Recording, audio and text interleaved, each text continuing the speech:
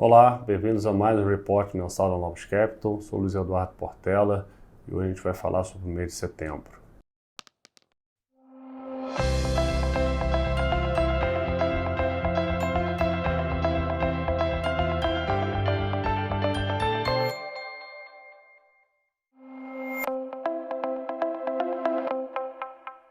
Bom, no mercado internacional, o destaque continua sendo a forte abertura de juros, longos, principalmente puxado pela economia americana.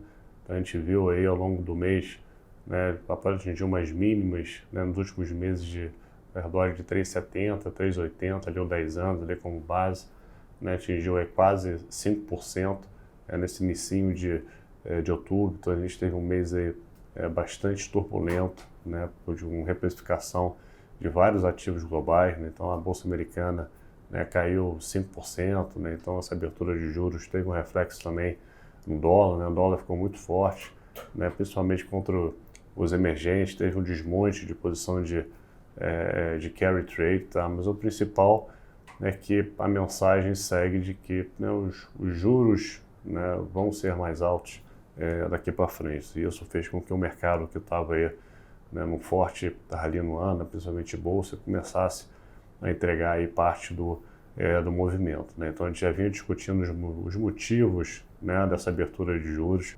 Começou com o Banco Central japonês tirando o teto de 0,50 para os juros de 10 anos dele, podendo oscilar até 1%. Isso ajudou a reduzir a demanda por títulos americanos. A China já não estava comprando mais títulos, a Rússia também, por causa da guerra, junto à Arábia Saudita também, por uma questão geopolítica, Então a gente tem menos compradores de títulos americanos e a oferta aumentou, Então o Tesouro Americano está emitindo mais, o déficit é explosivo, é crescente, eles vão continuar emitindo muito daqui para frente. Teve uma surpresa quando anunciaram mais de 200 bi de emissão no trimestre. Então a gente teve uma parte técnica ajudando a abertura dos juros e teve a economia também. Tá? Então a gente teve aí, os números americanos seguem surpreendendo positivamente, vamos ter um PIB do terceiro tri muito forte. Tá? Temos um Fed que mostrou nas projeções, a gente separou aqui o dot plot, cada diretor coloca a sua projeção de juros no ano, nos próximos anos.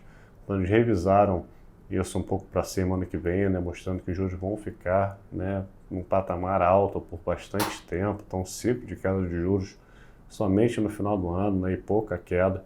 Então, isso tudo ajudou a gente ter aí um stop, um reposicionamento de abertura de juros. Então, a gente teve um momento de shifting e reprecificação dos todos os ativos. Tá? Então, isso ajuda a apertar as condições financeiras, que estava afrouxando bastante, e eu acho que isso vai facilitar em algum momento, acho que bater na economia daqui para frente. A Europa seguiu decepcionando com indicadores de atividade, tá? E agora entrou a Inglaterra, com a inflação um pouquinho mais fraca, a Europa também, inflação caindo, a atividade mais fraca, isso ajudou também com os Estados Unidos mais forte e a Europa mais fraca, o euro continuar caindo. E do lado positivo, a China tem feito várias medidazinhas micros, a gente começa a ver um pouco a economia mostrando uma reação, tá? Até os dados de housing estão começando a melhorar, os preços na margem, então a gente espera que a China melhore até o final do ano. A gente teve também, por questão geopolítica, a Arábia Saudita continuando a manter os estoques, níveis de estoques aí baixos, produção baixa, então o petróleo subiu 10% no mês, então acabou ajudando nesse mau humor global. Quando a inflação estava dando sinais de melhora, a gente tem o petróleo aí subindo forte, vai começar a incomodar daqui para frente também. Então, o resumo do cenário internacional bem conturbado, bem difícil, então foi um mês bem complicado, geralmente como setembro é. Bom, no Brasil, a gente seguiu a piora global, principalmente com a forte abertura de juros que a gente viu. Então, o mercado de juros aqui no Brasil, que estava ali precificando uma Selic terminal ao redor de 9, 9,5, com o estresse que a gente teve global, né, foi para 10,5, 11, né? A gente também teve, né, números da economia aqui ainda fortes, principalmente o mercado de trabalho, né, que segue firme, tá? Do lado positivo, a inflação segue, né, com o núcleo comportado, né, por mais que o último número cheio, um pouquinho acima do esperado, mas a gente separou aqui um gráfico para mostrar que a média dos núcleos, né, já convergiu aí por cento da meta do BC.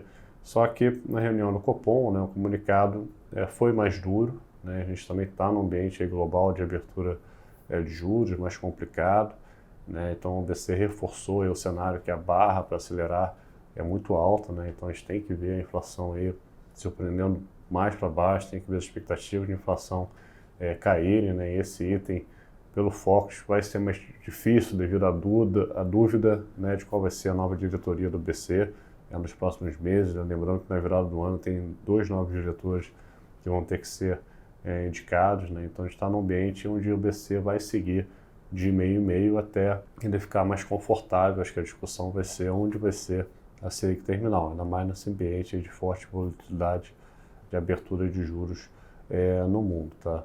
Acho que a China, um pouco mais positivo no mês, ajudou aqui, acho que a Bolsa Brasil até conseguiu fechar aí positiva, levemente positiva no mês, né, muito puxado aí por, né, índices pela parte de commodities, né, a parte ligada a juros sofreu bastante, né, acho que o real aqui acompanhou as principais moedas do mundo com uma forte piora, e a gente continua no tema, né, fiscal, né, acho que precisa andar a pauta na Câmara, né, tem muitas medidas para aumentar a arrecadação que estão sendo discutidas, que ainda não foram votadas, né. A gente teve uma discussão de mudar a meta do superávit, né, de déficit zero para o ano que vem, que sempre traz um transtorno, uma incerteza nos mercados, mas olhando aí para o lado positivo, toda vez que tem uma piora, né, internacional, né, os políticos, né, se reúnem, tentam mandar um sinal de uma agenda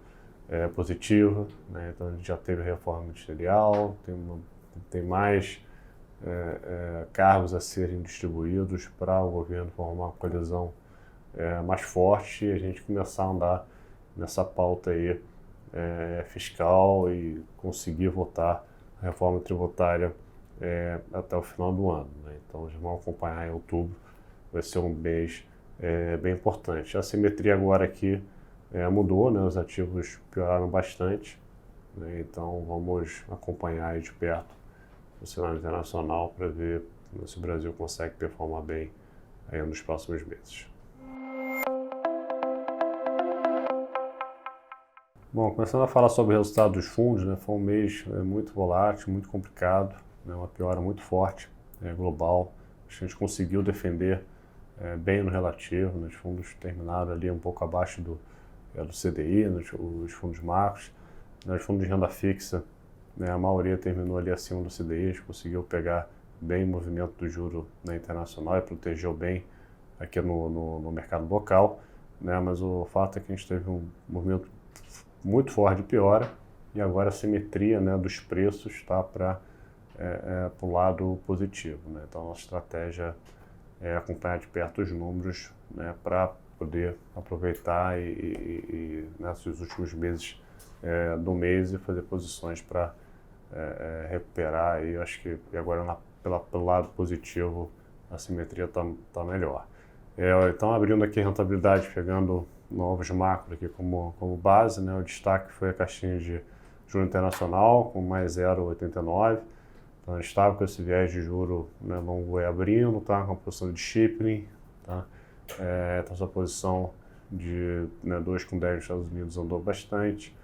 Também a posição de Shipping no México, na curva do México, né? E ao longo do mês a gente tinha um extra sempre tomado, né, com medo de ter um movimento que nem a gente viu aí nos juros longos batendo 5%, tá? Além disso, uma posição de inflação curta nos Estados Unidos, né, a alta do petróleo, né, reprecificou, né, na falta aí poucos meses para vencer, mas foi bom para essa posição, essa alta do petróleo recente, tá? Então a gente reduziu essa posição de shipping e na margem a gente está net agora aplicado. Tá? Então a gente acha que essa região perto de 5% aí no juro longo americano é uma região que dá para testar, tem muita coisa no preço, tá? Então a gente está aí com um pouco de Chipre e net aplicado, ainda mantendo o Chipre no México.